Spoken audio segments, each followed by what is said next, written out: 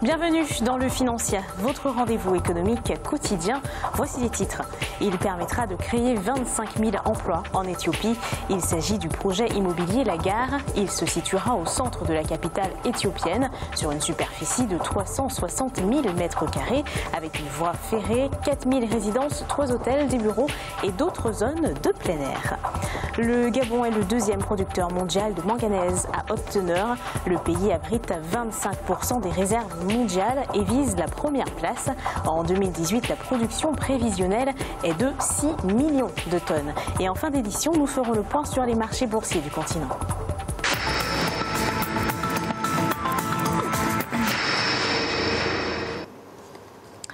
Mise en place du projet La Gare en Éthiopie. Il s'agit d'un projet immobilier comprenant des installations résidentielles et commerciales. Son coût total est estimé à environ 1,8 milliard de dollars. Il a été lancé par la société Eagle Hills le 19 septembre 2018 en présence du Premier ministre éthiopien Abiy Ahmed. Victoria City.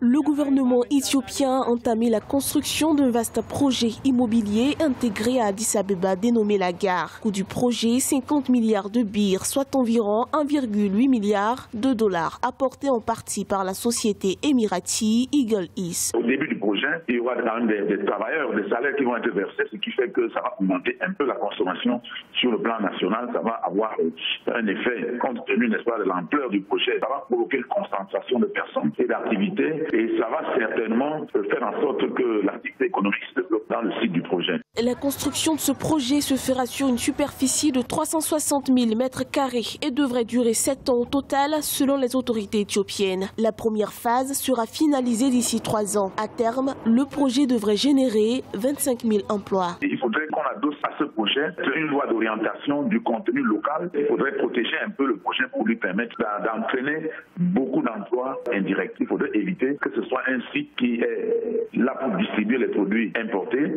parce que si c'est uniquement distribuer les produits importés, ça va devenir un comptoir et les effets seront moins ressentis. Selon la Banque africaine de développement, la croissance du PIB réel éthiopien entre 2017 et 2019 sera portée par l'agriculture et les industries. Ce projet, qui prévoit une voie ferrée, 4 000 résidences, 3 hôtels, des immeubles de bureaux ainsi que d'autres zones de services, devrait booster ces secteurs clés de l'économie.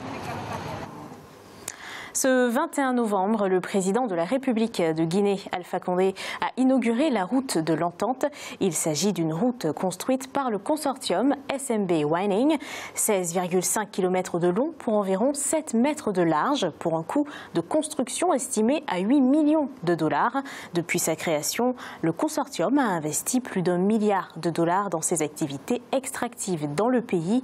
Au cours de l'inauguration, le président Alpha Condé a demandé aux sociétés minières d'aider la Guinée à développer l'agriculture. Il est essentiel à l'homme pour vivre. Il s'agit du manganèse, cette matière que l'on retrouve notamment dans la nourriture, dans l'air et dans le sol, est l'un des moteurs les plus dynamiques et importants de croissance de l'économie gabonaise. Les détails avec Matidia Dabi.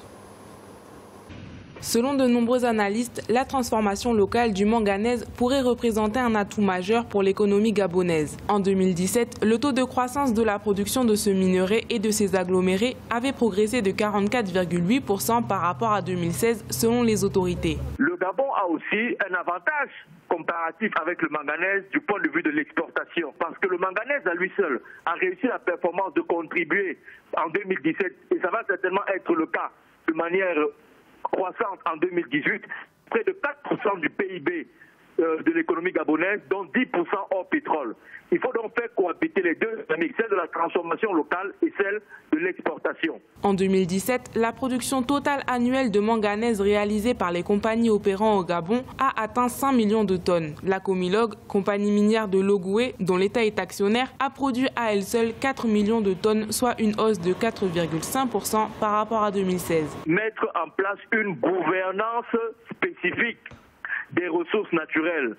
Est-ce que les espaces, les bassins de production peuvent, dans le cadre de la responsabilité sociétale des entreprises qui sont installées là-bas, mettre en place des dynamiques de formation, des dynamiques de mise en place des infrastructures au niveau local pour qu'on sente le ruissellement qui peut émaner de la vente à l'exportation des produits qui viennent du terroir. Le gouvernement gabonais a pour objectif de faire du Gabon le numéro 1 mondial de la production de manganèse dès 2019. Les prévisions 2018 sont estimées à 6 millions de tonnes.